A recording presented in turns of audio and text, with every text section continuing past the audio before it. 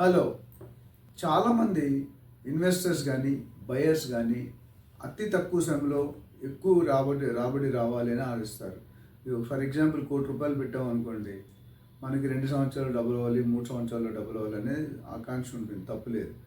అయితే అదేవిధంగా నేను చాలాసార్లు చూశాను, most of the time LIC insurance agents కానీ రియల్ ఎస్టేట్ ఏజెంట్స్ కానీ సండే మార్నింగ్ పూట జనరల్ టిఫిన్ టైం మన ఇంటికి వస్తారు.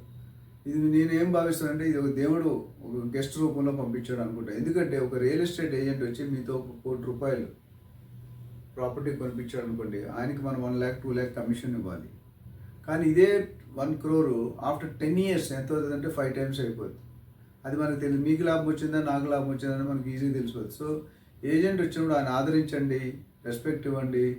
అయితే మంచి ఏజెంట్ సెలెక్ట్ చేసుకోండి. ఎవరు పడితే వాళ్ళు చెప్పినట్టు కూడా చాలామంది అన్ప్రొఫెషనల్గా ఉంటారు, కొంచెం ఎస్కేప్ అవ్వడం ట్రై చేస్తారు. అట్లా కాకుండా మంచి బ్యాక్గ్రౌండ్ ఉన్న వాళ్ళు ఏజెంట్స్తో కానీ మీరు వచ్చి మీకు ప్రెజెంటేషన్ ఇచ్చి మీకు ప్రాజెక్ట్ నచ్చితే కనుక డెఫినెట్గా వాళ్ళని రెస్పెక్ట్ చేసి ఆదరించండి. మీ ₹1,00,00,000 కాస్త 3 కోట్లు, 4 కోట్లు, 5 కోట్లు అయ్యే అవకాశం ఉంది నెక్స్ట్ 10 yearsలో. Thank you.